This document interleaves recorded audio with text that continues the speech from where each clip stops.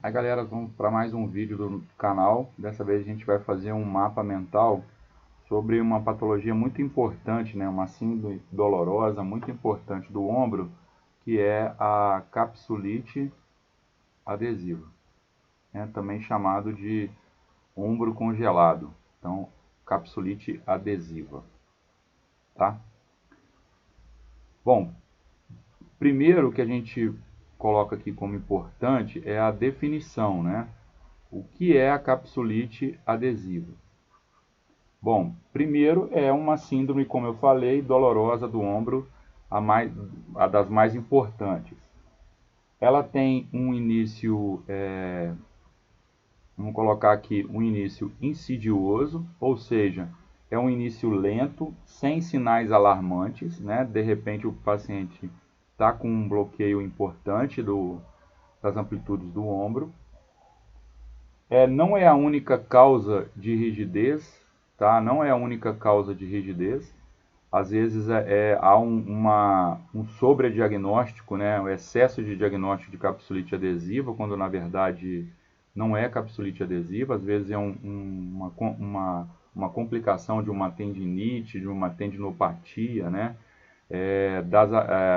Das estruturas do ombro, né? Um complexo articular extremamente complexo e facilmente, quando imobilizado, quando muito tempo imobilizado em repouso, gera um certo desgaste importante, uma retração importante. Ela se caracteriza por uma retração capsular,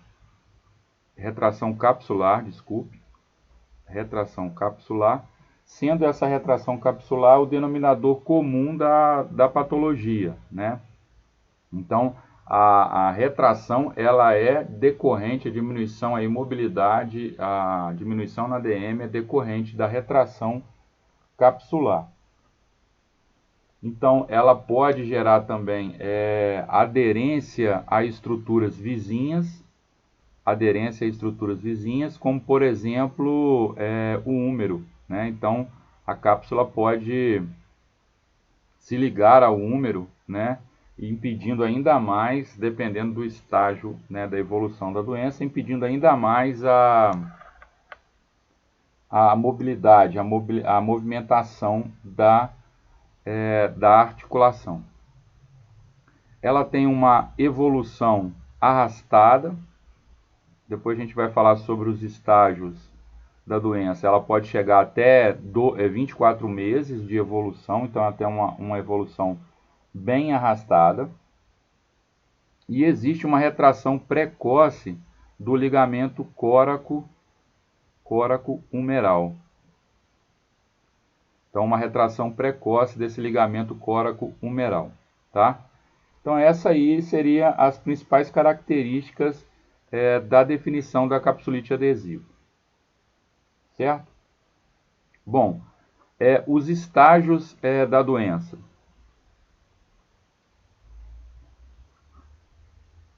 Os estágios da doença, eles podem ser divididos em 4 estágios. O primeiro estágio, que é o chamado pré-adesivo, ele é o estágio de reação inflamatória sinovial mais importante, tá?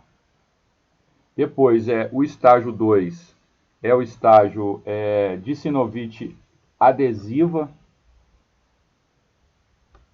O estágio 2 de sinovite adesiva aguda, né? Então, estágio 2 de sinovite adesiva aguda. O estágio 3 é o estágio de manutenção e justamente caracteriza esse estágio, a regressão dessa sinovite, desse processo inflamatório. E por último, o estágio 4, que é o estágio que a gente fala de estágio crônico, né? Que é o estágio onde o paciente tem um déficit de mobilidade, né? Podendo ser importante dependendo do que foi feito no tratamento, mas o que caracteriza esse estágio é a ausência da dor, né? O paciente já não mais relata aquela dor intensa que ele relatava aí nos primeiros 2 estágios, o estágio 1 e o estágio 2. Esse tipo de classificação que eu coloquei aqui pode ter uma mais simplificada e até mais comum nos concursos públicos, que é de 3 estágios: primeiro, segundo e o terceiro estágio, ao invés de 4 estágios, né? O primeiro estágio é a fase aguda, né? O estágio ou fase aguda, então ele pode chamar também de fase, tá? Então, fase aguda, podendo durar de 3 a 6 meses, essa fase aguda. Depois, a fase 2, ou estágio 2, é o estágio de enrijecimento ou de congelamento, tá? Esse estágio de enrijecimento e congelamento, essa dor ela começa a diminuir, ela deixa de ser contínua, né? Ainda tem um pouquinho de dor à noite, mas ela deixa de ser contínua, constante o dia todo. O ombro continua rígido, né? Principalmente nos movimentos de abdução, rotação interna e rotação externa, tá? E esse ombro rígido, essa fase de congelamento ou enrijecimento, ela pode durar até 12 meses. E por último, a fase 3 ou estágio 3, onde já começa a liberação progressiva dos movimentos, tá? E essa já paciente sem dor, né? E essa fase ou esse estágio pode durar de 9 a 24 meses. Tá? Então, ele pode durar de 9 a 24 meses. Tá? Então, essa também pode ser uma maneira de dividir, de classificar a capsulite adesiva. Tá? Um ponto importante também dentro da capsulite adesiva, a gente vai puxar uma setinha aqui, que é falar sobre a classificação.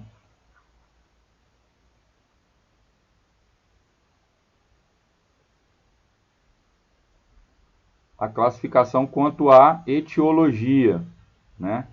Então, a classificação contra a etiologia.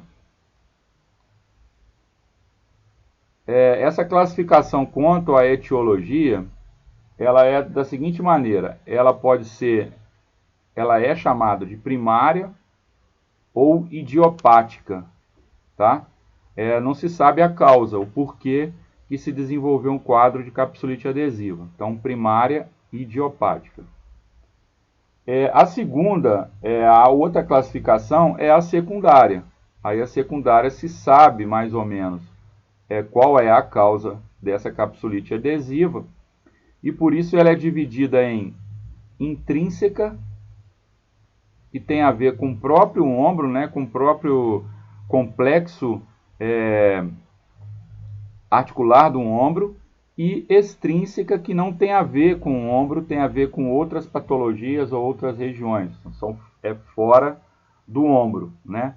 Por exemplo, uma fratura de cotovelo e punho que leva a uma imobilização do membro superior, pode gerar uma capsulite adesiva secundária extrínseca, ou seja, fora do ombro.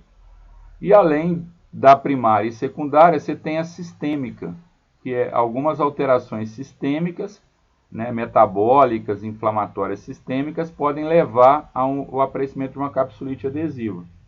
E os mais comuns aí, a gente pode citar o diabetes e as doenças da tireoide, o hipotireoidismo ou hipertireoidismo, tá? Então, a classificação quanto à etiologia é feita dessa maneira. Outra coisa importante também dentro da capsulite adesiva são os testes. São os testes ortopédicos de avaliação, né? Que caem bastante, né, em concursos públicos. Até esses três testes ou sinais, aí um dos testes seria o termo correto seria mais sinal, não é tão comum, mas aí vale o registro, né? O primeiro é o sinal do encolhimento do ombro, primeiro teste. O sinal do encolhimento do ombro. O segundo teste é o teste da dor do processo coracoide.